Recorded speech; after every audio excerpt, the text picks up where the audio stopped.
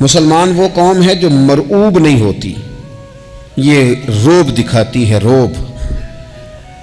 ہم وہ لوگ ہیں کہ جن کے اکابرین سوئے بھی ہوتے تھے نا، سوئے ہوتے تھے حضرت عمر، لیکن ان کو سوئے ہوئے دیکھ کر بھی لوگ کانپا کرتے تھے، اس لیے کہ شیر تو شیر ہی ہوتا ہے نا، وہ سویا ہو تو پھر بھی شیر ہی۔ تو میں کچھ عرصے سے اس کمی کو بڑی شدت سے محسوس کرتا ہوں کہ لوگ، یعنی کوئی شخص بھی ملتا ہے تو وہ اس لہجے میں بات کرتا ہے کہ اسے مظلوم مان لیا جائے، قابل رحم مان لیا جائے، اس کی مدد کی جائے، اس پر توجہ کی جائے۔ یہ مسلمان کی شان نہیں۔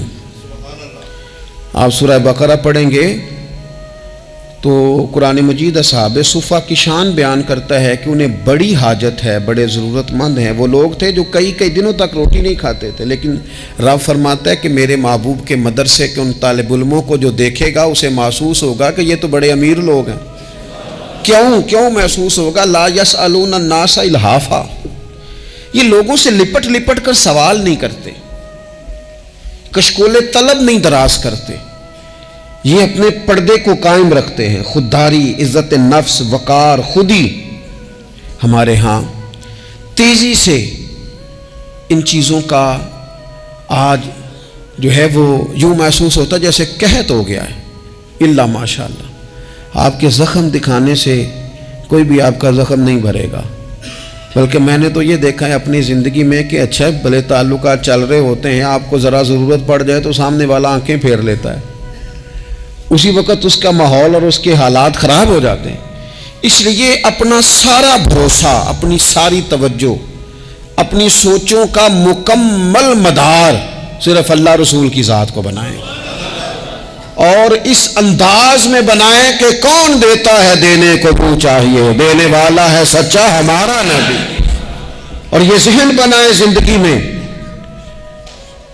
کہ رب رسول کی بارگاہ سے 2 قطرے بھی مل گئے تو دنیا بھی بن جائے گی، آخرت بھی بن جائے گی۔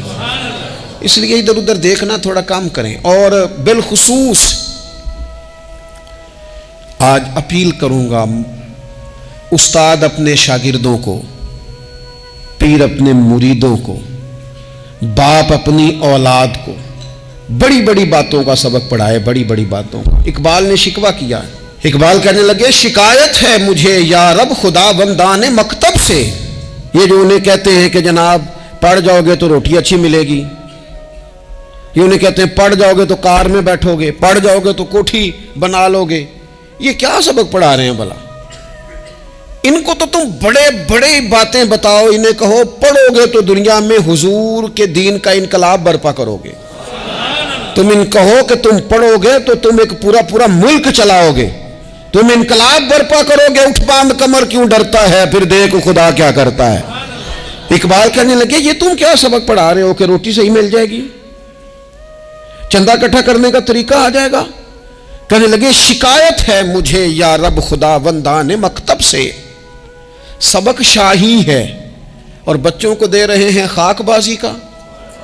اڑنے والی تعلیم تھی اور یہ انہیں رینگنے کا سبق پڑھا رہے ہیں۔ تگڑی باتیں بچوں کو سکھاؤ، تگڑی۔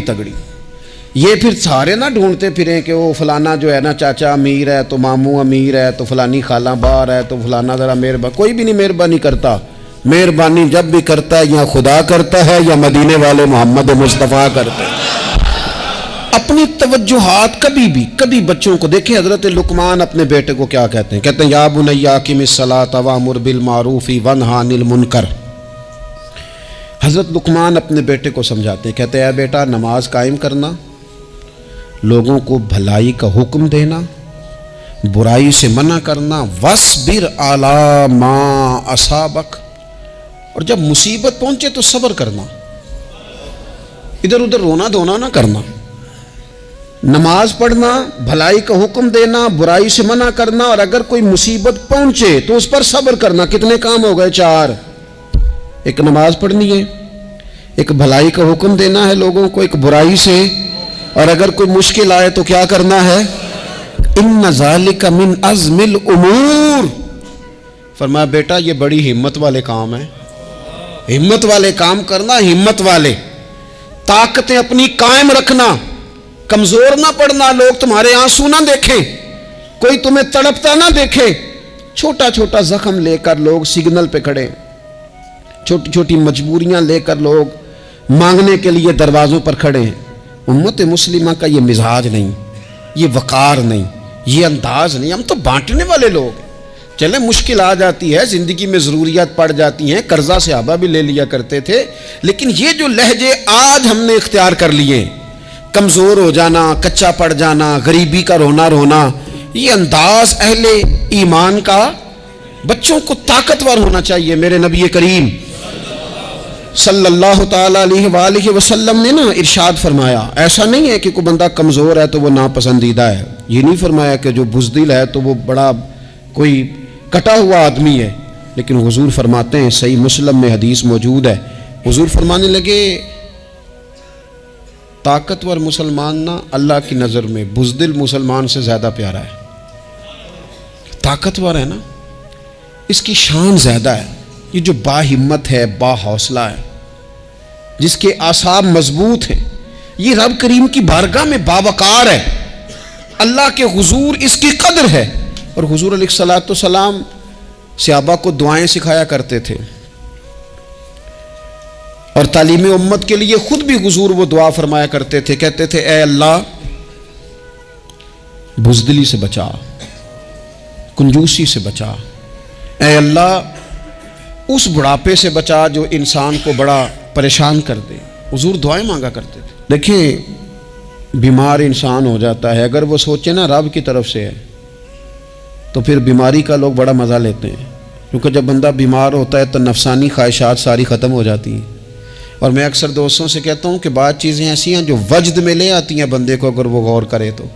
آپ یہ حدیث پاک سنیں، حضور علیہ السلام نے فرمایا بیمار کے ساتھ ضد نہ کرو کہ ضرور کھا، ضد نہ کرو، اس لیے کہ اللہ اسے کھلا بھی دیتا ہے، پلا بھی دیتا ہے۔ اب جب کسی کو پتہ چلے کہ میں بیمار ہوں تو رب مجھے کھلا پلا رہا ہے تو مجھے بتائیے بیماری کتنی پیاری لگے گی، بیماری میں کتنا سرور آئے گا۔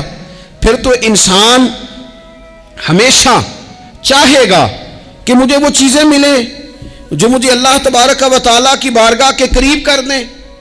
دوسری بات یہ ہے کہ میدان میں جب انسان اترتا ہے نا تو اسے ایک بات اپنے ذہن میں رکھنی چاہیے کہ جیت اور ہار یہ اللہ تعالیٰ کے دست قدرت میں ہے، لیکن جب وہ لڑے تو جیتنے کے لیے لڑے۔ ہمارے ہاں نا بہت سارے لوگ لڑنے سے پہلے ہی ہارے ہوئے ہوتے ہیں، میدان میں نکلنے سے پہلے ہی وہ کمزور باتیں کر رہے ہوتے ہیں، ابھی سفر شروع نہیں ہوتا وہ کہہ دیتے ہیں نہیں جناب آپ کی بات تو ٹھیک ہے پر کیسے ہوگا، کیوں کر ہوگا، لوگ تو آج کل چلتے ہی نہیں، بڑے مسئلے خراب ہیں۔ اور پھر کچھ لوگ ایسے ہیں جن کی باتیں سن کر بندے بیک گیئر لگا لیتے ہیں، اور میں نے دیکھا باتیں کرنے والے وہیں رہتے ہیں اور کام کرنے والے کہاں سے کہاں چلے جاتے ہیں۔ یہ یقینی نہیں کہ جیتیں گے، لیکن جب میدان میں اترے نا تو پھر ہمیشہ جیتنے کے لیے اتریں۔ کوشش کریں کہ میں نے اس انداز میں نکلنا ہے کہ میں نے نہ جیتنا ہے۔ حضرت مولا علی شیر خدا کرم اللہ تعالیٰ وجہ الکریم سے کسی بندے نے پوچھا حضور آپ ہر میدان میں کامیاب کیوں رہتے ہیں؟ فرمانے لگے جیت ہار تو رب کریم کے دست قدرت میں ہے، لیکن جب میں اترتا ہوں نا میدان میں تو میں دشمن دیکھ کے پہلے ہی فیصلہ کر لیتا ہوں کہ میں نے اس کے پیٹ میں خنجر مارنا ہے کہ گلے پہ، میں جیتنے کے لیے میدان میں اترتا ہوں۔ تو آپ دیکھ لینا دیواریں ہلتی رہتی ہیں اور در کانپ جاتا ہے، علی کا نام سن کر اب بھی خیبر کانپ جاتا ہے۔ کیوں کہ کہتے ہیں میں ذہن بنا لیتا ہوں کہ میں اسے کاٹ کے لاؤں گا، میں ڈرتا اور سہمتا ہوا میدان میں نہیں اترتا۔ ذہن ہوتا ہے کہ آج لڑوں گا تو جیتوں گا، آج میں دیکھیں میں کیا کرتا ہوں۔ حوصلہ نہیں پیدا کر پا رہے بچوں میں، کچھ بچے بھی اللہ خیر کرے عزم و ہمت والے لوگوں کے پاس بیٹھتے نہیں، اور دوسرا ہم اپنے بچوں کا کسی کو آئیڈیل بھی نہیں بننے دیتے۔ بچے کسی کا نام لیتے ہیں تو ہم کہتے ہیں پتر چھاڑ پر آؤ، یہ دور ہی نہیں ہے۔